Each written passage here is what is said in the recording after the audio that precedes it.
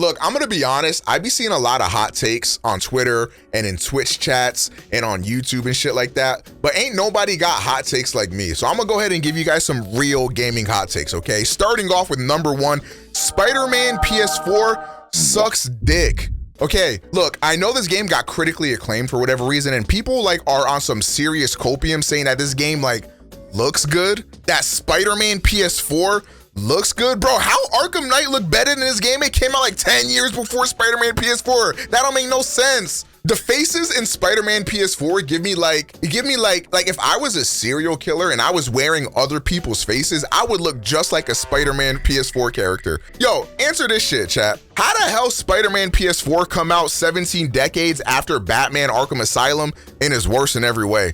That makes no sense. How you literally got the formulae, you literally got the blueprint for the gameplay you need to steal right there, and you fuck it up. Bro, deadass, who wants to fumble through all the dumb little gadgets and shit when you're playing as Spider-Man? Oh yeah, let me just slow down time real quick. Oh, let me get some spider bots to go ahead and whip out of here. Just ooh, yeah. Oh, here's some explosive Spidey shit too. This shit is whack. Why do I want to do that? I just want to punch dudes, web swing, and do all sorts of cool shit, bro. And speaking of web slinging, how come in Spider-Man PS4, bro, you know what would have been so giga, Chad? You know what would have been so fire? Is if like you could like control each arm independently, okay? Not to sound like a boomer, but back in my day, that's how the Spider-Man games used to be, and it felt good. It felt great. Another thing about Spider-Man PS4 is that the game is like brain dead easy. I played Spider-Man PS4 on like the spectacular difficulty, which is like the hardest difficulty, and I'm not gonna lie, I don't think I died once. I may have died like a couple times in the beginning. Actually, I think I died in the Wilson, what's that dude's name? Fisk? Yeah, that guy. I died at the Fisk fight a few times, and I think that might be about it. There might have been other few times where I died type beat, but again, maybe I'm just built different. Maybe I'm just a different tier of gamer to where like that shit was kind of light to me. Spider-Man PS4 is very easy, but all of that would be fine because you're still web swinging, you're still punching stuff. The core gameplay is not too terrible. Granted, you got the Miles and the marijuana mission. Sorry, Mary Jane, and yeah, those suck. Everybody knows that, but I don't really care about that.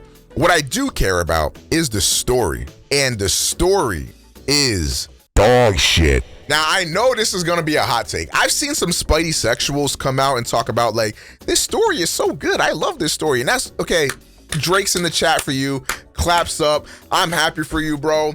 As a Spidey sexual, you might like it. I'm not gonna lie, I am not sexually attracted to Spider-Man. I am not a Spidey sexual. I do not care about Spider-Man like that. But one thing that I will say is that this game, I feel like slapped me in the face in multiple instances in a bad way. Por ejemplo, that's Japanese for example. Doc Ock turning into Doc Ock. Ay, Dios mío. So in the game, like Peter Parker is like working at Oscorp or working for fucking Dr. Octagonagonipuss or whatever the hell. And when you first meet Dr. Octagonagonimus or whatever, he's like got the arms on and one of the arms start glitching out. He's like, damn, damn, I think I'm gonna go evil one day. And then Peter's like, what'd you say? He's like, what'd you say? And then Peter's like, what'd you say? And then Dr. Octagontavius is like, oh yeah, by the way, we broke. They're not paying us no more, so that's crazy. I think I'm getting a little bit desperate to make my technology work, and I feel like I might do some real insane shit and then get taken over by my arms. And then Peter Parker's like, what'd you say? And then Dr. Octagonopus is like, what'd you say? And then Peter's like, what was that? And he's like, never mind. By the way, we're poor. So then like he calls you sometimes like, yo, Peter, what's good? I was just at the strip club getting all sorts of crazy neck. By the way, these arms telling me to kill people. And then Peter's like, what'd you say? And he's like, what'd you say? And then Peter's like, what was that? And he's like, yeah, so like come through, like shit's going crazy at the strip club. And then Peter's like, nah, chill. Aunt May getting her back blown out at the homeless shelter type shit. What is wrong with it? So yeah, Dr. Octagonopus like goes evil or some shit. And then Peter's like, no, how could this happen to me? Type shit. And like that whole twist or whatever, obviously like it's not a twist because everybody knows that Dr. Octavius goes evil mode. That's not really a shock. But like, why'd the game have to like try to like make it seem like, oh damn, is this gonna happen, Chant? When we already knew it was gonna happen. Another thing, I didn't really buy the relationship between Peter and Dr. Octagonopus or whatever the hell. So like when he went evil and and Peter Parker was like, I looked up to you. You were like a father to me. I was like, when the hell did that happen? Because I don't remember that shit at all. Like, when the hell was you dick riding, bro? Because I don't remember Nana dick going into your ass at one point and throughout the whole game. And trust me, I was looking for it. You understand? So, to me, that shit made no sense. But I will say, Yuri Lowenthal's performance as Spidey-Man was fire. It was fire. Like, his performance was so good that when he was doing like emotional speeches or whatever, I was like, yo, this shit is actually kind of making me emotional. And then I like thought for 2 seconds about what he was talking about, and I was like, oh wait, no, that really made no sense. One of the moments where that was happening was when he was fighting Mr. Negative Man for the first time, and then Mr. Negative Man is like, Peter Parker, I don't know why I've got an accent now and why it just switched 2 times, but listen here, mate, now 3 times it switched here.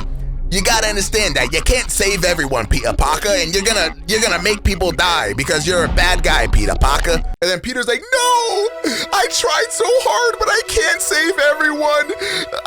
There's some people I just can't save. I'm such a failure of a hero. But I'm sitting there, I'm thinking, I'm like, okay, this would be a really cool moment if this was built up at all. Like, when the hell did Peter ever express remorse in any one of these situations? Like, when the police officer got clapped up and died, Peter was like, that's crazy. So anyways, MJ, how about you go tongue out 360 windmill dunk on his dick? You understand? I was like, bro, when the hell did you all of a sudden get so sad over this? Because like, there's just a disconnect there. I did not buy that. But I don't know, that's just me. That's Spider-Man PS4 hot take. I know a lot of people gonna get mad at me for that. And when I say Spider-Man PS4 is ass, I did that to get my engagements up. I think the game is all right, it's good. It's like probably like a 6 or 7 out of 10. But motherfuckers dick riding and calling 9, 10, masterpiece or whatever, y'all gotta get Spidey's dick out your mouth. And speaking of getting Spider-Man's dick out your mouth, I know you ain't letting bronchitis having, narcolepsy wait, what the fuck disease this motherfucker got? He got like COVID or some shit. Y'all not letting Arthur Morgan dick you down like this, because Red Dead 2 is some dog shit, bro. Look, I understand. The game looks pretty. The animation quality is crazy. Some animator starved for 2 weeks to make $35 to make Arthur Morgan picking a wedgie look HD as fuck in 4K. I understand. I get it, okay? But the game is buns, boys. I'm sorry. When looting a house takes as long as an entire like level in like Final Fantasy VII or some shit, I'm gone. That's dead to me, bro. I think that like the animation quality and all that shit, like that's cool. Like I like that as a technical achievement, but I need my games to have a little more game in them. I don't care about realism. I don't care about none of this shit. I want the game to be a game at the end of the day. Is that too much to ask? And I think Red Dead 2 gets in my way a lot of just trying to be a damn game. But even beyond like the game being like really slow and having to take showers and shit, bro, I don't even shower in real life. Why am I gonna do that shit in the game? Why I gotta wash my horse's ass for it? Because he got mud slap diarrhea. Like, I don't want to do that. It's whack. But even beyond that, like the whole mission structure of Rockstar games is just ass. I've never really enjoyed it. It just felt whack to me. It's not really that engaging. You know what I mean? Like I just do not like the gameplay formulae of Rockstar games, and I hate open world games these days. That could be another whole hot take in and of itself, but not in this video, maybe another video. Red Dead 2 to me just feels like wow, this world is beautiful. This world is great. But I have zero intention. I do not want to explore this world so painstakingly slowly. I do not want to, accept these dumb missions. I don't want to do none of that. Now, one thing I will say about Red Dead 2 is that the story is actually good and the characters are actually good. Like towards the end of that game, that shit do be getting emotional, chim. And I'm like, damn, like this is some real shit. Like I do think the story is really good. Like I'll admit that. However, you can never catch me playing this game because Red Dead 2 is one of the most boring games I've ever played. And you know what game is also very boring by many other people's accounts? The walking simulator Death Stranding. Except you're wrong, because Death Stranding is fire. And that's another one of my hot takes. Death Stranding is goated. Death Stranding is a game that is really hard to explain because everybody calls it a walking simulator or like UPS simulator, and then you see gameplay of it and it's like,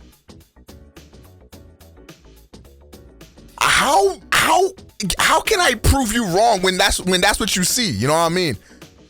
However, Death Stranding has much more nuance to it than that. The greatness of the game is in getting absorbed in the world of Death Stranding. In a very similar way, you get absorbed in a world like, let's say, Breath of the Wild or something like that. That is how you get absorbed in Death Stranding. Traversing the world of Death Stranding becomes the fun. And it's crazy because I've never played a game more relaxing than Death Stranding, but also more anxiety inducing in Death Stranding. People that say that this game is nothing but a walking simulator or a package delivery simulator or whatever, like, I'm sorry, have you ever entered an area that was riddled with BTs? BTs are like the main enemies of the game. They're invisible, you can't see them, but you detect when they're nearby because you got like a little claw that come out, go like,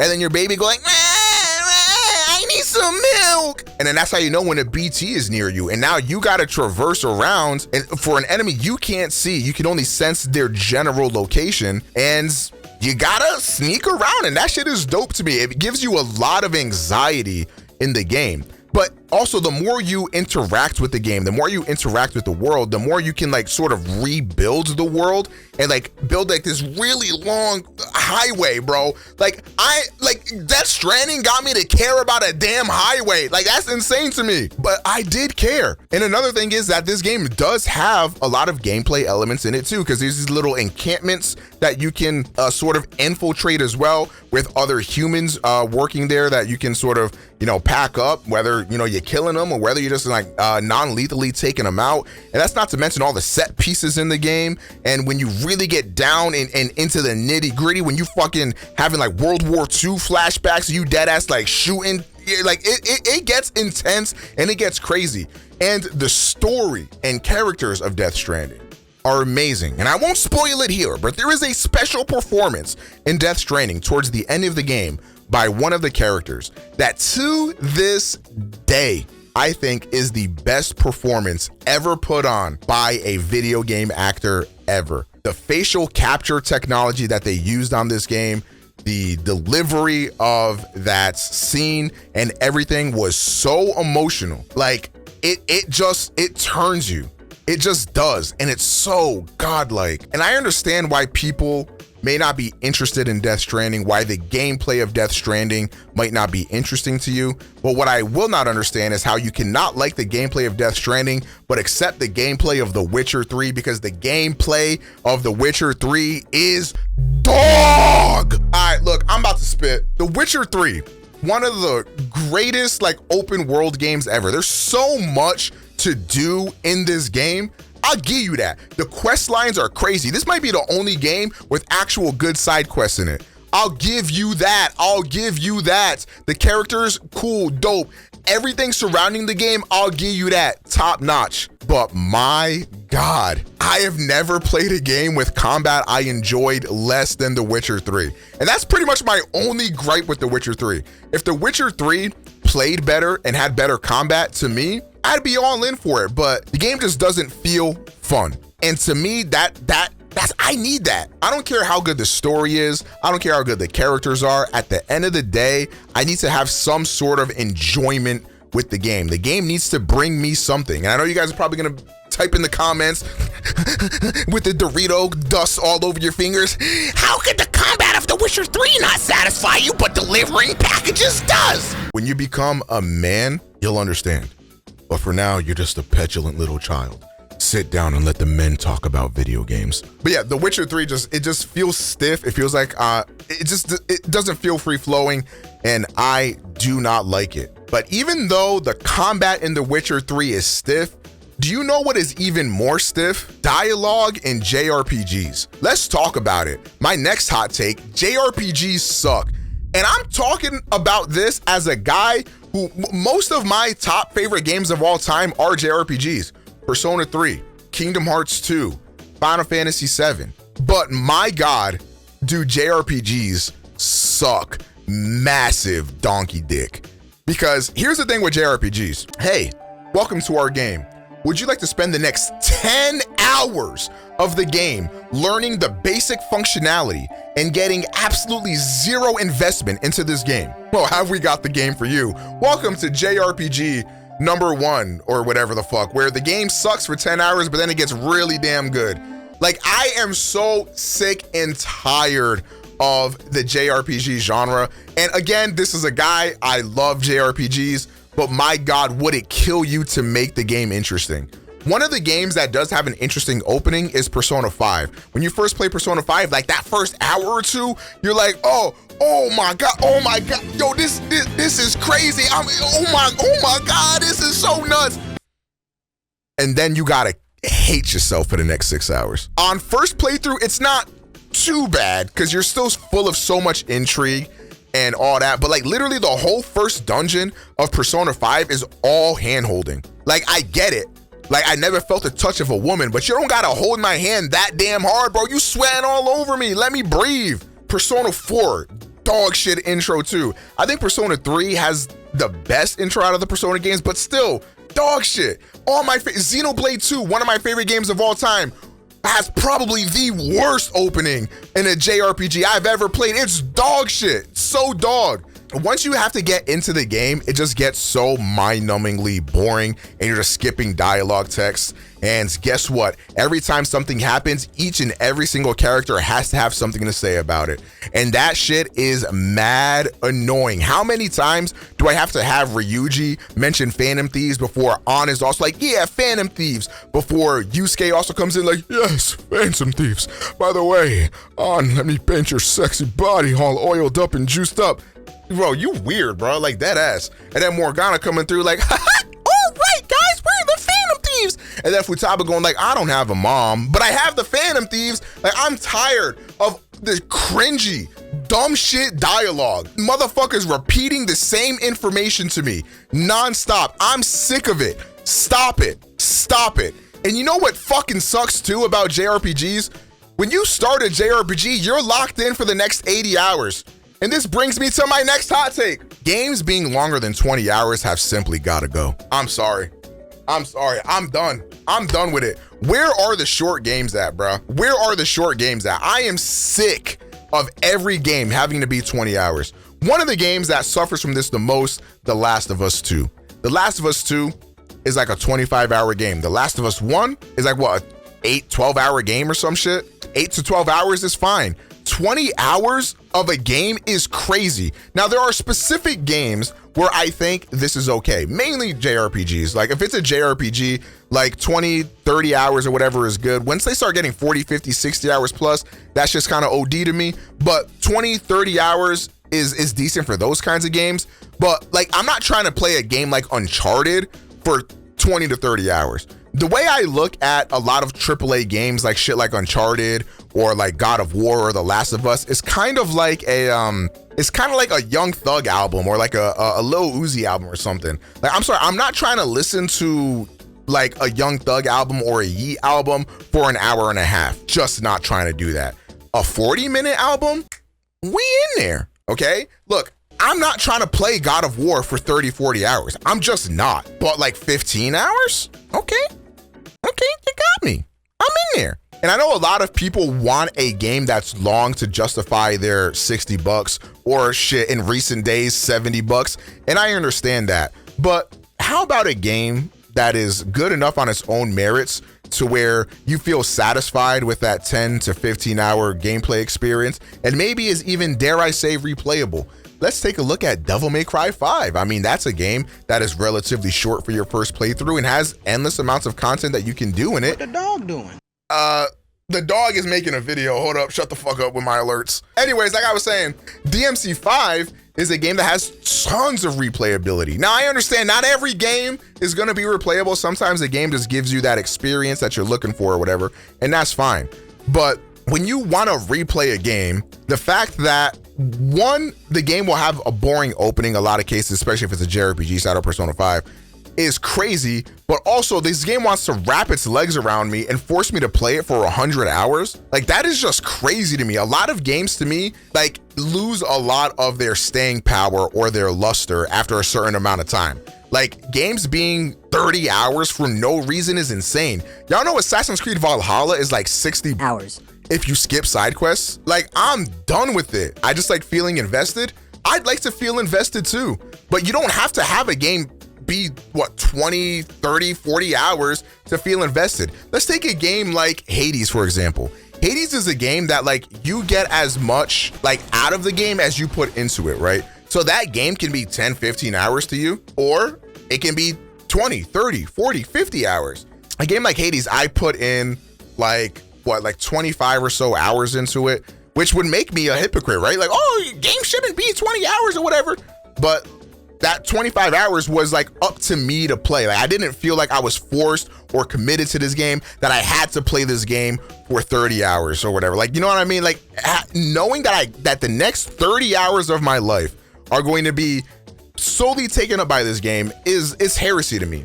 I've been playing Batman recently, played Batman Arkham Asylum. That game's like what, 8-10 hours or something like that. Like, a couple gaming sessions, boom, I knocked that thing out, I'm out of there. I could even knock it out in one gaming session if I wanted to. Those are the gaming experiences that I like. And I think it's very interesting that a game like Batman Arkham has had such staying power and is pretty much widely regarded as one of the best games ever made, but it's not one of these 30, 40 hour games, you know? But it's crazy how that game still managed to feel very fulfilling. And if Arkham was 20, 30 hours, like mandatorily, I'm sorry, that's just deaded. That game would feel so much worse because that gameplay loop simply, I'm just sorry, it's not good enough to be like 20, 30 hours. I feel like that's where Spider-Man PS4 kind of fumbled. I think my Spider-Man PS4 playthrough was like 18 to 20 hours. Like, I think that's just a little too long for a game like Spider-Man PS4. That's just my opinion.